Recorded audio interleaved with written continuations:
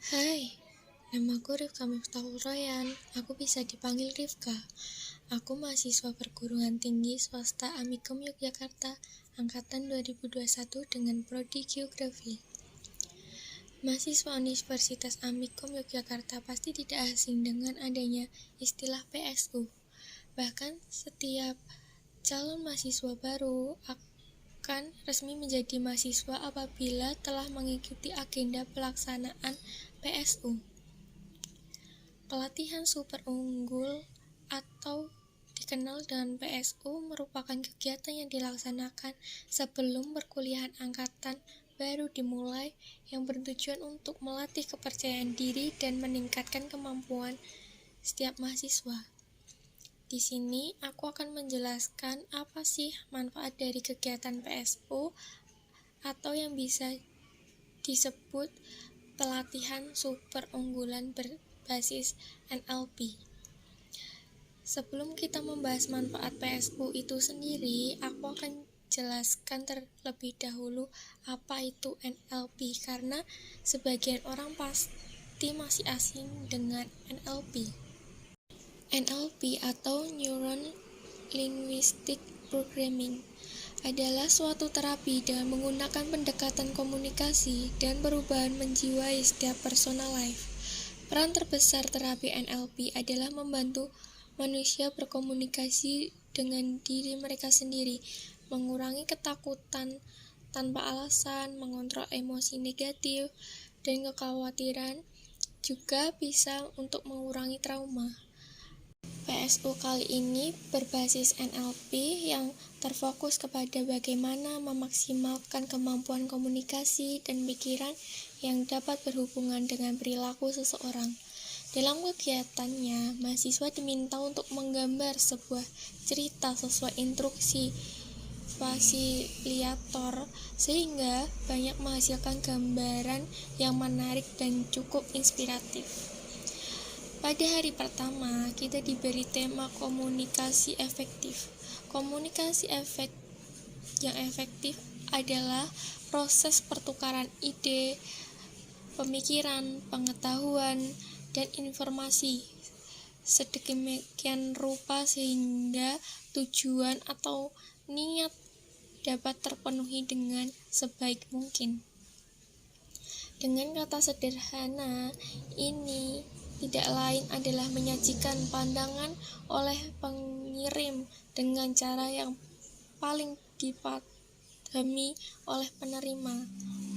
Manfaat dari komunikasi efektif itu sendiri adalah pesan tersampaikan dengan baik, pesan diterima sesuai dengan yang kita maksud dan harapkan, mengurangi terjadinya kesalahpahaman, konflik, dan permasalahan yang dapat diselesaikan dengan cepat. Hubungan yang terlanjur lebih erat. Hari kedua, bertema sikap mental positif. Sikap mental positif adalah keyakinan bahwa seseorang mampu meningkatkan prestasi melalui proses berpikir yang optimis. Sikap positif ini berasal dari pembelajaran observasional di lingkungan. Manfaat sikap mental positif yaitu kualitas hidup lebih baik, tingkat energi lebih tinggi, kesehatan psikologis dan fisik yang lebih baik, pemulihan lebih cepat dari cedera atau penyakit, jarang flu dan pilek, tingkat depresi yang lebih rendah, manajemen stres dan keterampilan yang lebih baik, rentan hidup lebih lama. Hari ketiga kegiatan PSU bertema membangun identitas diri.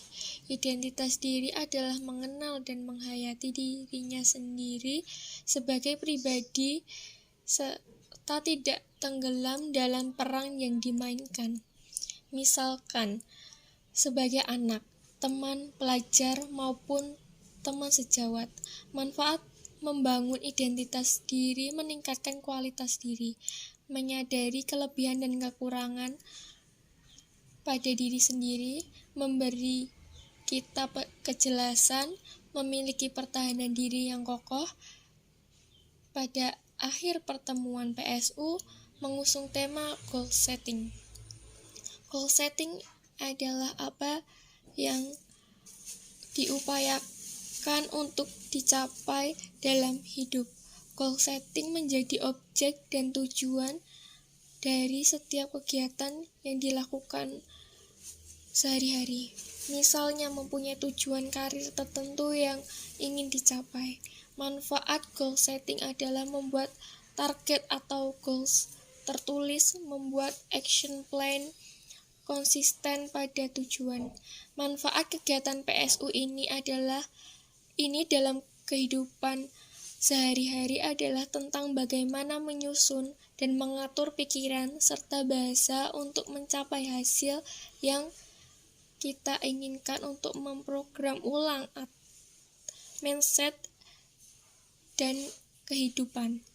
Manfaat lain yang didapatkan dari mengikuti kegiatan ini antara lain lebih mampu mengontrol pikiran serta mengontrol emosi dan perilaku.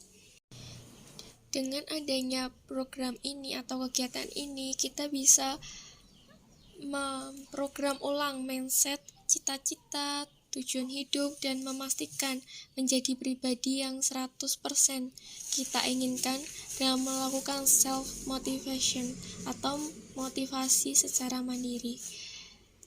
Di sini kita dituntut menjadi pemimpin atas diri kita sendiri atau dibawa kemana diri kita selanjutnya, termasuk kemampuan untuk mengubah kebiasaan-kebiasaan negatif melalui pikiran dan ucapan, seperti dari tidak bersemangat menjadi penuh semangat, dari rasa malas ke rajin, dan hal-hal membangun motivasi untuk kehidupan yang lebih baik. Sekian dari